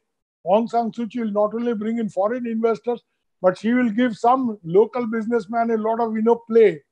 So इनका जो monopoly है वो खत्म हो जाएगा. So at the end of the day, in Punjab you say na Paidi girl. So there is a Paidi girl also involved in this whole thing. So army has a lot to lose. But army knows they cannot finish Aung San Suu Kyi. Their game is कि भैया इसको यार ऐसा है, तुम्हें 400 या 300, 350 seat नहीं मिलना चाहिए, 300 तक हो, ठीक है, because then you can't change the constitution. समझ गए ना? This is where the game is. The military entire strategy is focused on that. कि यार किसी तरह से हमारे जो चमचे हैं USDP वाले, उनको 33 seats मिला है. Last election they had 87 or something. They should get something close to 80 to 100 so that Aung San Suu Kyi gets below 300, 320. मतलब कॉन्स्टिट्यूशन चेंज करने लायक मेजॉरिटी इनके पास नहीं होना चाहिए. और Aung San Suu Kyi ने बड़ा चाल दिया. एक तो उसको 396 सीट मिल गया, ऊपर से उसने कह दिया नेशनल कंसेंसस, ये वो. अरे भैया, नेशनल कंसेंसस के चक्कर में जो एथनिक पार्टीज को आप लाए हो, उसके चलते आपको 44 सीट्स और मिल गया. So you have a huge majority which we can change constitution like this. तो इसमें चक्कर आर्मी का यही है कि किसी तरह से खेल कूद कर, I mean they are fighting against the currents of history. That's what I have written recently. सारा दुनिया का हवा जिस तरफ जा रहा है, ये हवा के खिलाफ खड़ा है. हाँ, but they are like soldiers. They will try to make the best of a bad bargain. कि यार ये पोस्ट ओवररन तो हो ही जाएगा जितना हमला हो रहा है, बट किसी तरह जब तक पारो रोक लो, जब तक पारो रोक लो. ये फौजी वाला हिसाब है, ये फौजी मेंटालिटी है. But at the same time I agree with you on one thing. शायद इस बार 1 साल जो इन्होंने कहा है ना इमरजेंसी, रखना बहुत मुश्किल होगा. Protest is multiplying. एक चीज बर्मा के जनता को पता है कि आज के तारीख में जो सोशल मीडिया, फेसबुक, बर्मा का पॉपुलेशन का 1/4 of the people are Facebook users. I was heading the Facebook fact-checking unit in Bangla and Myanmarese language because I speak Burmese. So I know the power of Facebook there. ये सब जो मतलब army knows कि it's very difficult. And army also knows कि इस बार अगर उन्होंने 88 जैसा गोली वोली चला दिया, 8-10 हजार लोगों को मार दिया, हल्ला हो जाएगा. There may even be a military intervention from the United Nations. So they can't do that. So उसलिए जो है ना, ये स्ट्रीट प्रोटेस्ट इतना स्ट्रॉन्ग क्यों हो रहा है? इसलिए हो रहा है कि पता है कि साले गोली नहीं चला सकते, मारेंगे पीटेंगे. 2-4 एक्स आर्मी वाले जो है वो आके कल उन्होंने वो गुलेल से मारा, but that's it. Yangon Central Station. So that's the case. And the last point I will make on what you have said is that army ke jo younger soldiers, this is very important. Last, and this was my advice, I can take credit for that, because the kind of edit Pranab Mukherjee gave to Sheikh Hasina ki army ko peacekeeping mein bhejo, let them make money, dollars. They will not have an incentive to run the country. Army को यार वो civilian project दे दो, contractor से पैसा वो भी खाएगा, जो पॉलिटिशियन खाता है थोड़ा बहुत उसको भी खाने दो, कर्नल साहब ब्रिगेडियर साहब को, तो वो चुपचाप रहेगा. The third thing that is extremely important is we told Sheikh Hasina and she accepted कि send your soldiers for higher command training to India, not to Pakistan, not to China. You know why? When a Burmese soldier or a Bangladeshi soldier comes to India, he works with the Indian army people. This thing that we soldiers are professionals, we have to accept civilian supremacy, ये उसके दिमाग में बैठ जाता है. So फिर वो political control लेने के चक्कर में कम हो जाता है उसका. Because he gets exposed to a different military culture. So Sheikh Hasina on Pranab Mukherjee's advice did it. More and more Bangladeshi officers now come to India for higher level staff courses and all that. Burma में भी ये process शुरू हुआ है. And we did it because we said we have to fight insurgencies together. So there is in the ranks of the relatively junior officers of the Myanmar army, these kind of people who have gone to the West, who have come to India, कि यार these older soldiers, ये General Lying and all these generals so told, they think of political power, they are fools, they know that this is not possible anymore. We should try to protect our turf, which is the security. In that area, we should be supreme. But ये politics चलाना, ये मुल्क चलाना, ये सब बकवास में हमको नहीं फंसना चाहिए. So increasingly, there is a trend in the middle ranks of the Burmese military, the colonels, the majors, and many of them who have come to West or come to India for staff training, कि यार ये पंगा लेना जो है ना, ये running the country, ये बकवास चीज है, इसमें फंसना नहीं हमको. So, better sort of let us be a professional army, a strong army, but let us not get involved in this business of running the country. But there is a problem, Devansh, there, and that problem is with the senior people, in the Burmese military, because these are the old generals who have enjoyed political power. अब जो खीर खाया है वो फिर खाना चाहता है, ये सीन है. So I don't think, the military in the long term will always think कि यार we are the people who will run the country. That scenario, some speakers in Indian television, I have, the so-called ambassadors who were there 20 years before, they have been saying these things. I don't want to name them, but you know who I'm talking about. वो कहते हैं नहीं Burmese army तो power नहीं छोड़ेगा. यार नया generation Burmese army, आप मिले हो उनसे, बात करो. They know that, this in the long run, this is not possible. We are going against the current of the world history. So, what we should do is we should defend our turf. We should have the final word when it comes to national security and all that stuff. But, let's do that. So I don't think in the long run, there is a huge incentive in the lower ranks, the middle ranks of Burmese military. Brigadiers, colonels, who command battalions, who command brigades. उतना भी नहीं है कि यार हमको power enjoy करना है, ये करना है, वो करना है. ठीक है? Now, since the army coup is in place, can we, what implications it will have for India's northeast? Will the insurgents get a free hand, or how will it be like? And the second question is, you told that in the Rohingya... But are you asking whether the northeast insurgency What will be in the India? impact on the in India? Yeah. Okay, okay. Yeah. And the second question is, in the Rohingya case, you said even if India deports them to Myanmar, they won't be India nahi, accepted as Bangladesh. Bangladesh, or they won't be accepted as citizens. So what pragmatic solutions Good. does India have if in the first place, since we have the Citizenship Amendment Act in place, so how will it be implemented in the ground level if we are sure they won't be accepted? Right. Let me, address your first question. Insurgency Northeast is more or less under control now. And in Myanmar, if we don't upset the Myanmar military too much, in the past, the Myanmar military has not helped our insurgents. Only thing that they have done is that because Sagaing is a very difficult area, the Myanmar military never did many operations against them. Sometimes they have attacked them, even in the past, even in 1970s and 80s.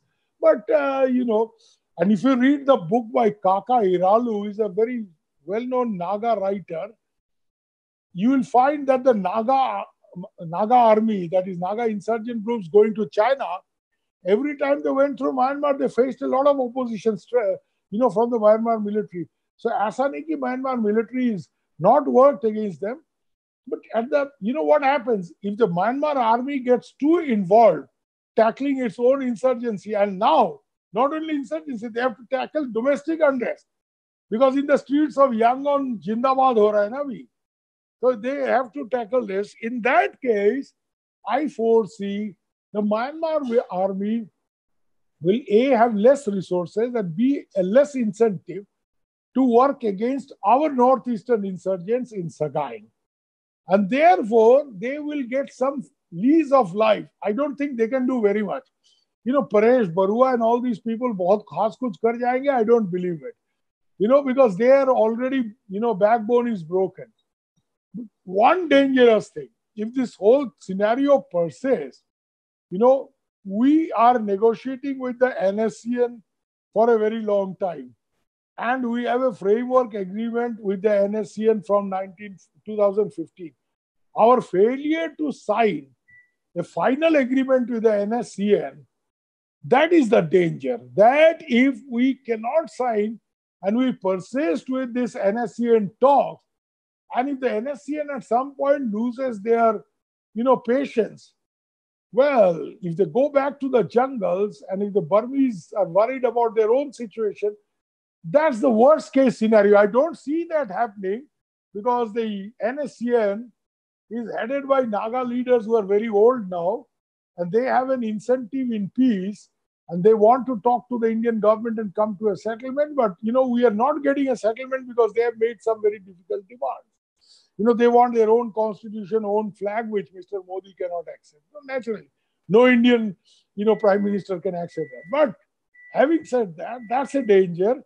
कि अगर जो NSCN के साथ आप बात कर रहे हो, this NSCN is the strongest rebel army in Northeast India. They have 6,000-7,000 guerrillas. अगर किसी तरह ये नाराज हो जाते हैं और निकल जाते हैं, then there is a problem. I don't see that happening immediately, and I'm fairly sure that some workable solution with the NSCN will be worked out.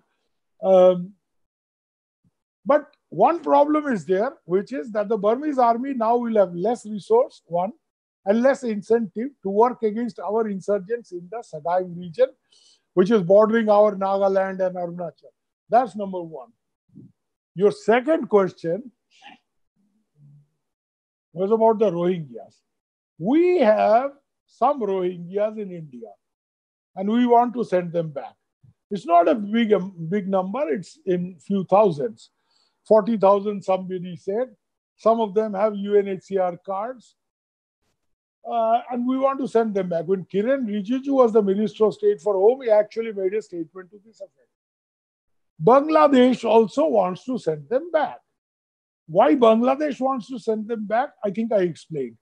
Because though the Rohingyas are Muslims, and this is something a lot of people in India don't understand because they think, all Muslims think alike. No, sir. A Bengali Muslim is different from a Rohingya Muslim. A Rohingya Muslim has a tremendous amount of Arab Pakistani influence because all their khatibs and imams are from there. Their line of Islam is much more hardline. Bengali Islam is much more liberal. When Ayub Khan used to be the Pakistan dictator, at the peak of the agitation in Dhaka University, he went to Dhaka University. And he saw a lot of girls with bindi. And he asked one chamcha, "Arey, Janab, abhi bhi itne Hindu ladkiyan?" So his chamcha, who was a Bengali, told him, "Sir, Bengali Muslim girls also put on bindi." "Arey, tawba, tawba. Ye bahut gair Islami hai." So a fatwa was issued. Bengali Muslim girls should put on bindi. Bengalis, if you finger us, we will do exactly the opposite. हाँ? तो उसने फतवा जारी कर दिया कि कोई बंगाली मुसलमान लड़की बिंदी नहीं लगाएगा, तो अगला दिन जो लगाते नहीं थे वो भी लगा कर चले आए कि साला पाकिस्तानी हमको बोलेगा क्या करना है. So what I'm trying to tell you is that Bangladesh also has a very strong incentive. तो हसीना मोदी जी को पहला सवाल बोलते हैं कि आप लोग कुछ कीजिए ना ये रोहिंग्या वापस भेजने के लिए. Because for Sheikh Hasina, she tells the Chinese, she tells the Indians both, you can put pressure on the Burmese military, because not Aung San Suu Kyi, it's the Burmese military which is stopping the repatriation. They don't want to take back these Rohingya Muslims because they think we have driven them back, we have done an ethnic solution. That's how they look at it. Now, Hasina, one of her major demands every time she meets Modi or Jaishankar is, what are you doing to pressurize Myanmar? अब Myanmar में कितना दबाव डाल रहे हो? So here, Indian interest and Bangladesh interest is same, that we want the Rohingyas to go back.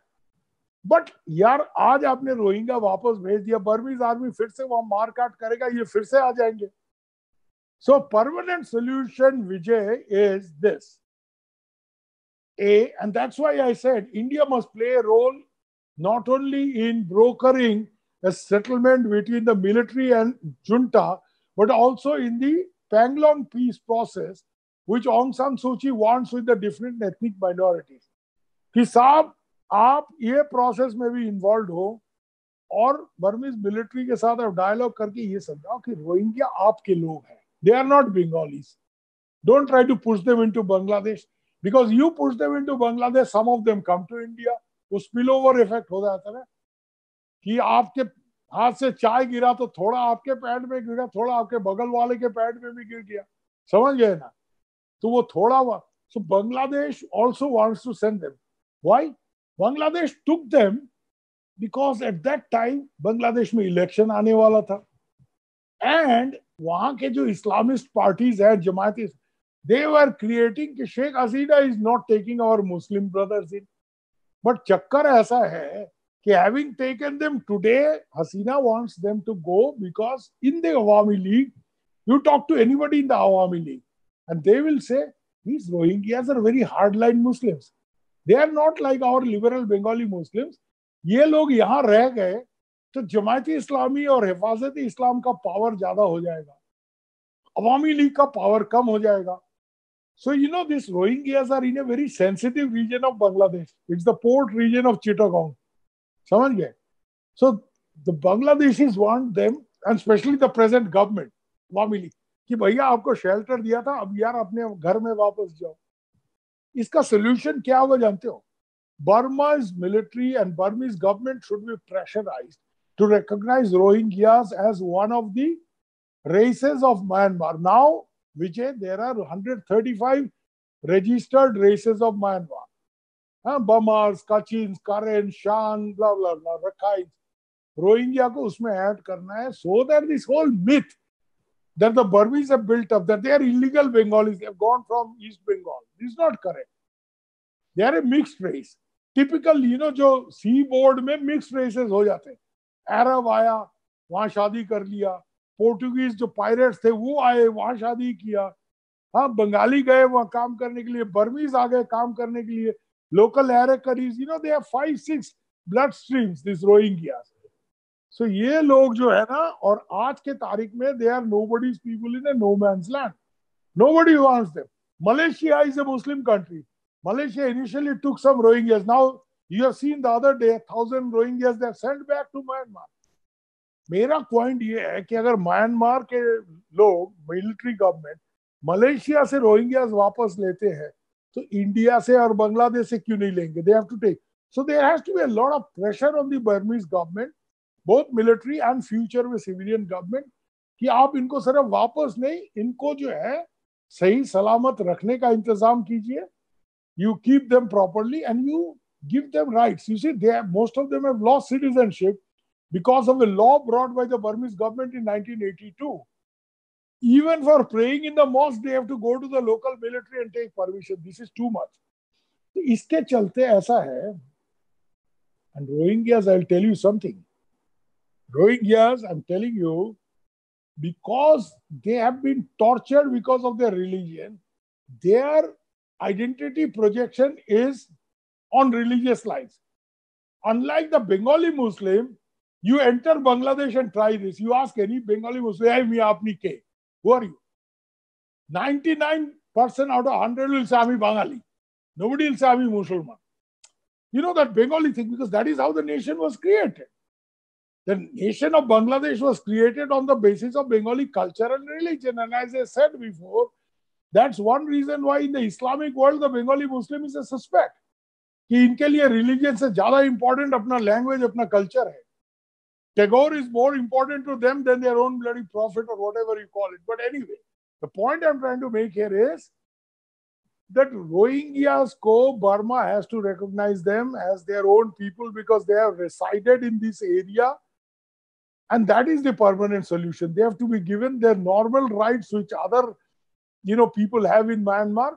There has to be a federal situation. So Aung San Suu Kyi had this in mind. But military आने से क्या होता है? When military calls the shot, ये कभी federal solution क्योंकि मारकाट civil war बंद हो गया तो फौज का the justification for expansion is finished. So military has now become a parasite, you see. So, I mean, it's not an easy thing, but there has to be a lot of pressure and India has to play a role. India cannot turn its back कि साहब ये Myanmar का चक्कर है. We have to play a role both in the restoration of democracy. We have to negotiate on one side between generals and one side Aung San Suu Kyi. We also have to play a subsequent role in the peace process of Myanmar because we have a lot of experience in peace processes in our own country. Like Mizoram. Why not use Zoramthanga?